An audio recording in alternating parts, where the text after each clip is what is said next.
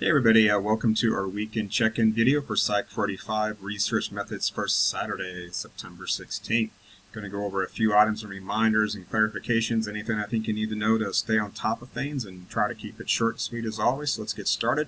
First up, today is the last day you can submit Component 1 or Part 1 of your APA-style literature review paper. That is its final deadline. Remember, per the submission policies there listed in the instructions and also in the submission area and also on your syllabus, it's 10% deduction for being late, and it's 5% additional deduction for every 24-hour period after that.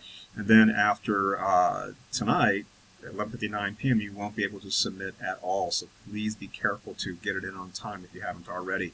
I will post the scores and your comments and feedback soon. You will get an announcement to let you know that's happened, but you'll also get your score in your grade alert from the Canvas grade book. Next up here, Part 2 of your APA style literature review paper, or Component 2, is the outline. That's not due for some time there, but what you'll want to do is to incorporate any feedback you got from Part 1 regarding your thesis statement, the APA style formatting of your references there, all that, a lot of those problems that all of you had, any of you had, pardon me, really are easily remedied, and I gave you very specific feedback in the feedback for Part 1 to help you correct it, so please do take advantage. I hate to see anybody get dinged for the same mistakes twice, so please be careful to use the feedback that I give you.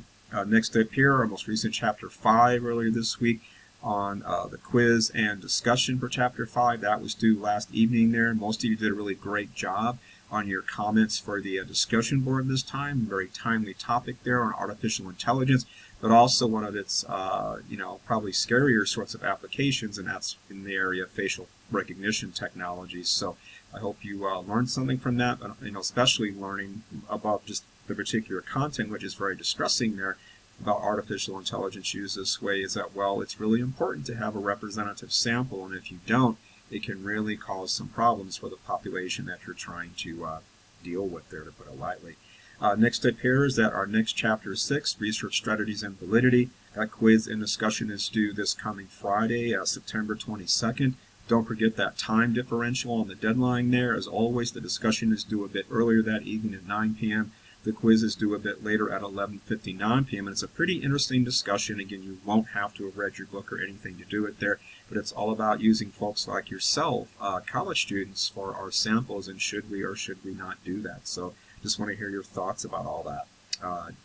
And also, as part of Chapter 6, it is the last of our, quote, table setting chapters. Once we're done with this chapter, we're going to really start drilling down into particular research approaches that we use in psychology.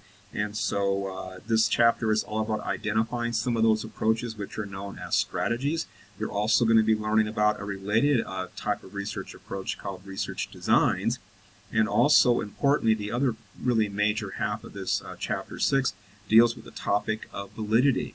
And so particularly what are called internal and external validity issues, and what are known as threats to validity. And also these things for internal validity, which is the really important kind of validity there, these issues called confounds. You're going to be hearing a lot about different kinds of validity, and especially confounds, throughout the rest of the semester. So when I said a moment ago, this is a table setting chapter, I wasn't kidding, because all this stuff is going to rise again later on in the course. So definitely pay careful attention to the content there on validity, both internal and external, because you are going to have to know it for the rest of the course. And I do spend some time covering those things carefully in the lecture videos, so please make sure that you're watching those so you really understand fully what those issues are about.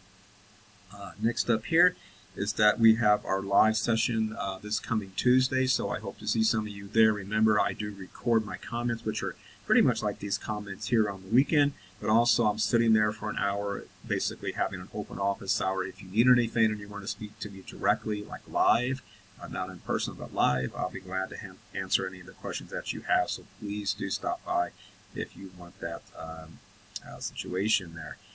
Certainly, as always, do work ahead. The unit has been open now, so you can knock out your quizzes, your discussions, your mind taps there, so you can always work ahead to make your life easier, so you can focus on other things. Or again, I have everything set up in the units to provide you access to everything except for the unit exam, which, like you saw for your first unit exam, you won't be able to access outside of its dedicated 3-day window. All right, that's everything I wanted to say for right now. If you have any questions in the meantime, reach out via email on Canvas as always, and I'll get back to you. Otherwise, I hope to see you in the live session on Tuesday, and I will see you in those lecture videos. So have a great weekend, and take care until next time. All right, bye-bye.